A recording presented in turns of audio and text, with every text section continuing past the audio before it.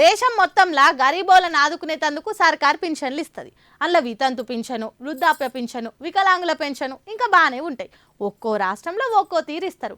అయితే ఇన్నొద్దులు మనుషులకే పెన్షన్ ఇస్తారా అనుకున్నాం కానీ ఓ తాన చెట్లకు గుట్ట పెన్షన్ ఇస్తారట.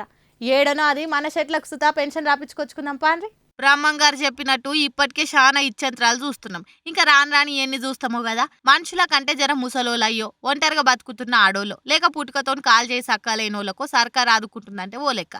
కానీ గిదేంది, హర్యానా రాష్ట్రంలో చెట్లకు గుట్ట పెన్షన్ ఇస్తురట. ఆ సర్కారోళ్ళు ప్రాణవాయు దేవత యోజన కింద చెట్లకు పెన్షన్ ఇస్తుర్రు. ఏండ్ల సందున్న చెట్లను కాపాడేతందుకే గీ పథకం ఆలోచన చేసిరట.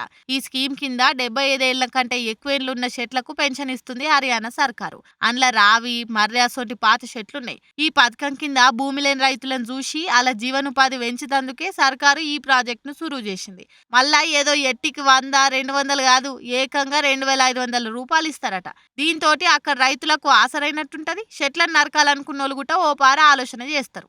ఇప్పుడు హర్యానాలో కచ్చావా, గోలి ఊర్లు చెట్లను కాపాడుట్లా ముందున్నాయట. ఇంకో దిక్కు ఈ పథకంతోని ఆక్సిజన్ కూడా పెరుగుతుందని నేచర్ లవర్స్ సర్కార్ను మెచ్చుకుంటారు. ఏ మాట కా మాట కదా అనుల్లా ఏమన్నా ఆలోచన చేసిర్రా?